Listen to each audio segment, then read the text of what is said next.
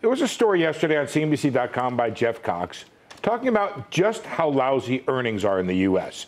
If you told me the market was going down while the earnings picture was brightening, you could get to the Fed and blame the Fed and policy. But right now, there's no floor in the earnings. You have negative earnings year-over-year comparisons. How much does that have to do with where the market's pricing itself right now? We don't make the top-down earnings estimates. We use Standard & Poor's bottom-up operating earnings. They're at about $126 for 2016.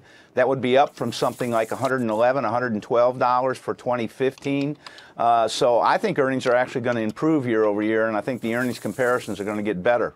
But Liesman, there's been 3 quarters of negative comps. Is that right? Yeah.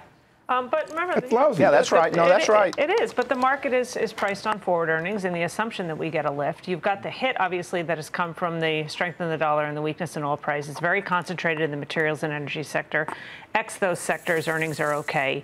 You get the near-term hit that comes from those forces. You get the longer-term offset that comes to the consumption-oriented parts of the economy, and that's, I think, the assumption built in. If that assumption is wrong, I agree with you. Valuations are not supportive enough to allow for an elongated period of weak earnings. But, Liesman, you sound pretty sanguine about all of this. You would be telling people... We've been cautious since the beginning of 2015. We put a neutral rating on equities. Our theme for our 2016 outlook was unfinished business in 2016, so...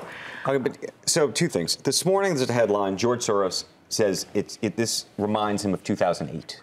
So he really thinks that and I can tell you that I've spoken to a number of hedge fund managers. Joe has, Becky. There's a whole community out there that thinks that the world is really about to end here. This reminds me more of 1998 than it does of 2008. How so? Where you've got currency turmoil and you could get some significant currency crises, but it doesn't bring the global economy or global financial system down with it, because I think the leverage situation there's no comparison between now and where we were in 2008. Hey YouTube fans, I'm Landon Dowdy from CNBC. Thanks so much for checking out our channel. Here you'll find videos packed with all the info that you need to be smarter about your finances. Be sure and subscribe by clicking right here, and click on all the videos around me to see CNBC's original series Young Money, Tech Bet, Kramer's Mad Money, and all the latest from CNBC.